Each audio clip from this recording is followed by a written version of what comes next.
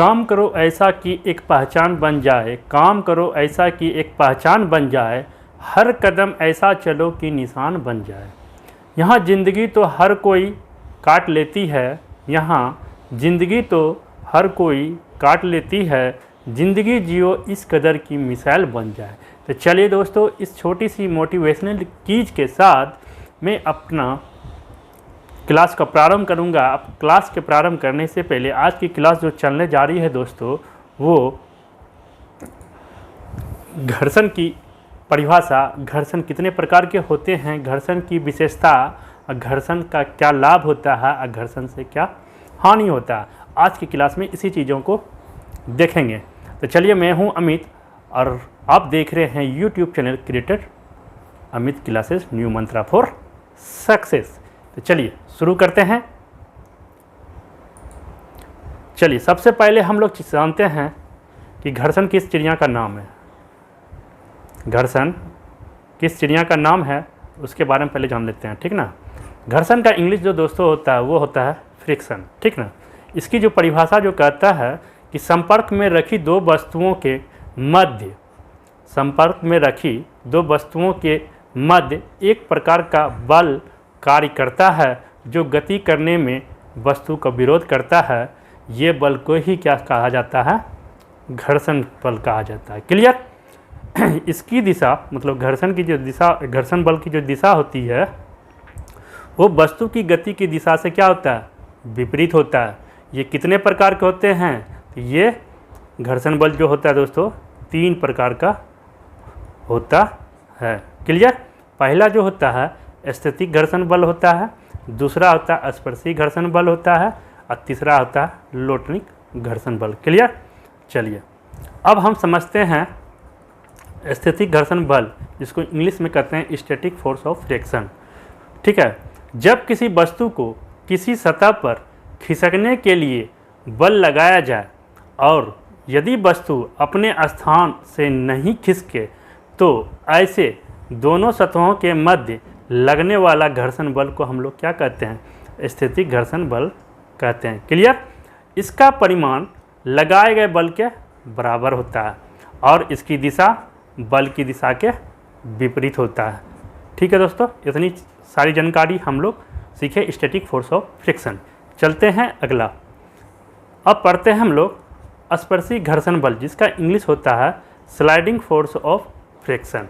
ये किसे कहते हैं, जब कोई वस्तु किसी सतह पर सरकती है, ठीक ना, जब कोई वस्तु किसी सतह पर क्या होता है, सरकती है, तो सरकने वाले वस्तु तथा उस सतह के बीच लगने वाला घर्षण बल को हम लोग क्या कहते हैं, स्पर्शीय घर्षण बल कहते हैं या स्लाइडिंग फोर्स ऑफ फ्रिक्शन कहते हैं। क्लियर। नेक्स्ट है दोस्तों लोटनिक घर्षण बल, जिसको कहते हैं इंग्लिश में रोलिंग फोर्स ऑफ फ्रिक्शन। इसको जानते हैं, जब एक वस्तु किसी दूसरी वस्तु के सतह पर लुढ़कती है, वहाँ क्या था, सरकती है, यहाँ क्या है, लुढ़कती है, तो इन दोनों वस्तुओं के सतहों के बीच लगने वाला बल क्या होता है, लोटनिक घर्षण बल कहलाता है। क्लियर दोस्तों। चलिए, अब घर्षण बल के कुछ विशेषताएं हैं, उसके बारे में जान लेते हैं। कहता है दोस्तों कि दो सतहों के मध्य लगने वाला घर्षण बल उनके संपर्क क्षेत्रफल पर निर्भर नहीं करता है, ये केवल सतहों की प्रकृति पर निर्भर करता है। क्लियर।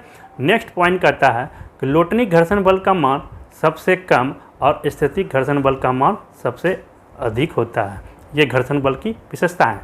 ठीक है। नेक्स्ट पॉइंट करता है कि घर्षण बल या घर्षण को कम करने के लिए मशीनों में स्नेहक या लुब्रिकेट तथा बॉल वेयरिंग मतलब बॉल वेयरिंग लगाए जाते हैं, जो स्पर्शी घर्षण को क्या करता है, लोटनिक घर्षण में बदल देता है। ठीक है। नेक्स्ट पॉइंट कहता है ठोस सतहों के मध्य घर्षण अधिक होता है और द्रव मतलब ठोस सतहों के मध्य घर्षण क्या होता है, अधिक होता है। क्लियर। ठोस सतहों के मध्य घर्षण क्या होता है, अधिक होता है और द्रव सतहों के मध्य उससे कम, और वायु ठोस के सतहों के बीच घर्षण सबसे कम होता है। क्लियर। चलिए चलते हैं अगला। अब घर्षण बल के लाभ के बारे में जानते हैं, प्रॉफिट ऑफ फ्रिक्शन फोर्स। ठीक है। चलिए, इसका कहता है कि इसके घर्षण बल के कारण मनुष्य सीधा खड़ा रह पाता है और चल पाता है। किसके कारण से? घर्षण बल के कारण से मनुष्य क्या होता है? सीधा खड़ा रहते हैं और चल पाते हैं। ठीक है ना। नेक्स्ट पॉइंट कहता है दोस्तों, इसके होने पे हम केले के छिलके तथा बरसात में चिकनी सड़क पर फिसल जाते हैं। किसके कारण से? घर्षण बल के कारण से। ठीक है। नेक्स्ट लाभ होता है इसके नहीं होने पे सड़कों पे पहिए फिसलने लगते हैं। अगर फ्रिक्शन नहीं होगा तो क्या होगा? सड़कों पहिया जो होगा मतलब गाड़ी का पहिया क्या होगा? फिसलने लगेगा। क्लियर। नेक्स्ट पॉइंट कहता है, यदि पट्टे तथा पुली के बीच घर्षण ना हो तो पट्टा मोटर की पहिए नहीं घुमा सकेगा। क्लियर। चलिए अब जानते हैं, सॉरी ये घर्षण का खराब था, चलो लाभ था। अब हानि जानते हैं।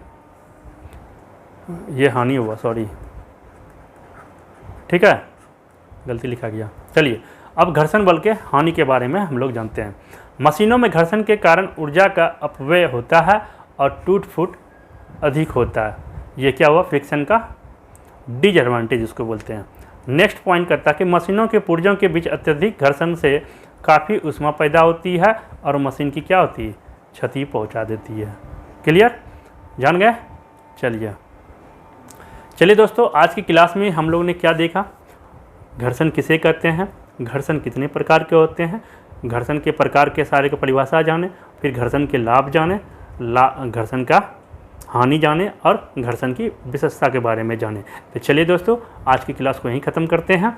यदि आज का सेशन आप सभी को अच्छा लगा हो तो प्लीज़ इस सेशन को लाइक भी कर देंगे, शेयर भी कर देंगे, कमेंट भी कर देंगे।